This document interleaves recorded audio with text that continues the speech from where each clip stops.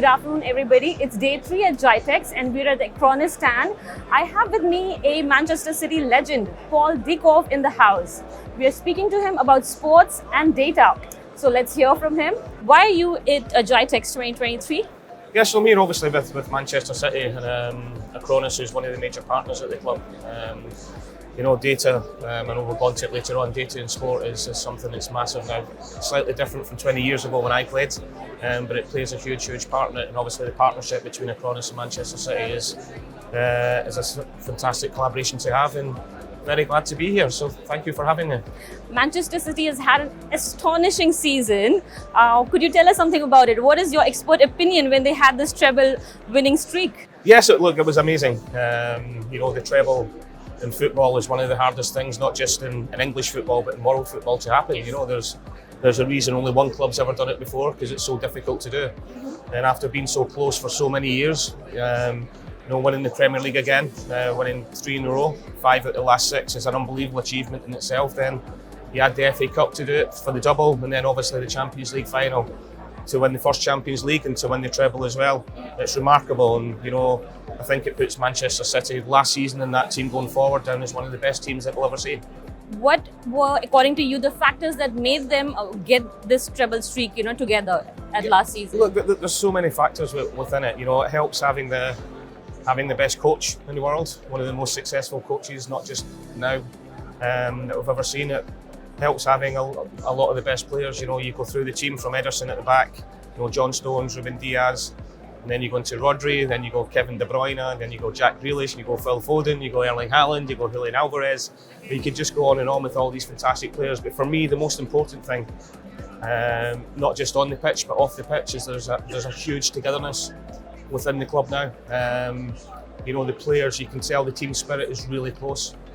When you've got a squad full of 25 superstars, it's very difficult to keep them all happy at the same time.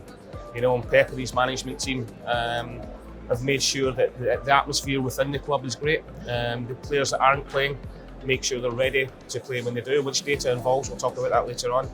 And that team spirit and togetherness is one of the main things, because you can have the best players, you can have the best team, but if you've not got the togetherness within the club, and I don't just mean the players, I'm on about the staff, I'm on about the people at the training ground, and I'm on about the connection with the fans as well. And for me, that was the major contributing factor.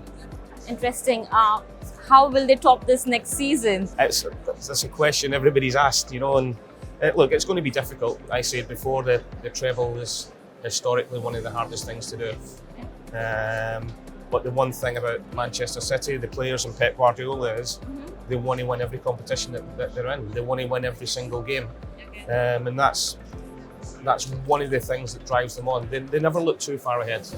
They always look to the next game and to win the game. If they win that game, then they'll look to the next game.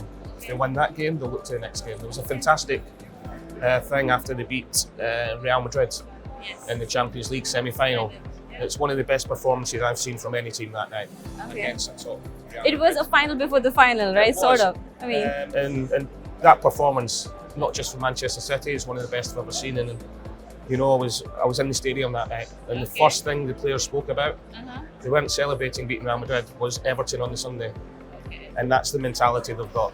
You know, they just look at directly what's in front of them and then move on to the next game. That's why they've been so successful. That's why they got the treble last year. But can they do it again? It's going to be so difficult. But with the players, all the players I've just mentioned, and the manager, if they did do it, it wouldn't surprise me. Wow. Okay, that's some prediction. You have played about 174 games for the club, and you also observed them, you know, in their most recent days. So could you tell us something about how data plays a strategy or a role in the way Manchester City approaches its goals and its seasons? Yes, and it's not just, I think people look at data and the analytics of it and think that only happens on a match day, you know, on a game day, but it goes way deeper than that. You know, Manchester City's partnership with Acronis obviously helps that. But even going down to the recruitment from the boardroom level about players that they want to recruit, people they want to recruit within the City Football Group in Manchester City, you know, data is heavily involved in that as well. New signings, the first thing they'll look at is the data before they actually go and sign them and recruiting players. And then the day-to-day now, you know, maybe 10 years ago, 5 years ago, a lot of the data that was used was purely for a match day. Now it's used every day in training, you know, what distances the players are running in training, what set pieces. I don't know if you see Pep on a match day, you know, his coaches have all got the iPads, you know, and on the iPads is the data that's happening in the game. The first thing they do at half-time when they go into the changing room is on the screen. The data is on the screen from the first half.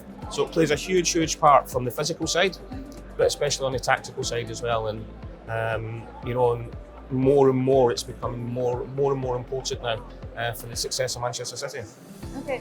Because you mentioned how the club is analysing its players and their, you know, fitness levels, etc., on a day-to-day basis, could you tell us some of the challenges that the club is, you know, currently working to overcome or is looking to overcome in a season? Yeah, I think the main challenge this season, and we've probably seen it already, although we're only in October, is the amount of games and injuries. How they're going to manage that, you know, and a lot of people forget the Champions League final was way later on in June than it's ever been before. And then the players only had a short break and then they were straight back into pre-season. You know, the players then 2 weeks later, they're into the season starting. Then they've got the Carabao Cup and then they've got the Super Cup, which thankfully we won. People talk about the treble, we've now got 4, I like to remind. So the biggest challenge is keeping fit, but data's involved in that as well. The toughest thing to manage is, and the biggest hurdle is keeping everybody fit, because when you're successful in every competition, it gives you more games. Okay, I know you mentioned Real Madrid's game last season, you know, against Manchester City, and it was remarkable for you. Is there any other game you want to mention in terms of the performance and where data played a role? I think the biggest thing, I look at the quarter-final of the Champions League last year, Bayern Munich, fantastic team. Then Real Madrid, and then obviously the Champions League final. And in between all the games, winning the Premier League, the FA Cup and the Champions League games, it was very often the players actually trained. And that was through to the data, and that was probably a major factor in that. Okay, so is that your last message before we sign off, that, you know, instead of having your eyes on the ball, you need to rest properly? I do, and it's having to manage that. Okay. You know, and I think Pep Guardiola last season and his coaching staff, the medical staff, the analysts, the sports science, you know, they've all got to work together to make sure that, yes, it's important to train and get them right for the game on Saturday, but the amount of games that they have, it's probably as important to make sure that the rest and the recovery time's right. Okay, thank you so much for speaking to Gulf Business, Paul. It's a pleasure. Thank you.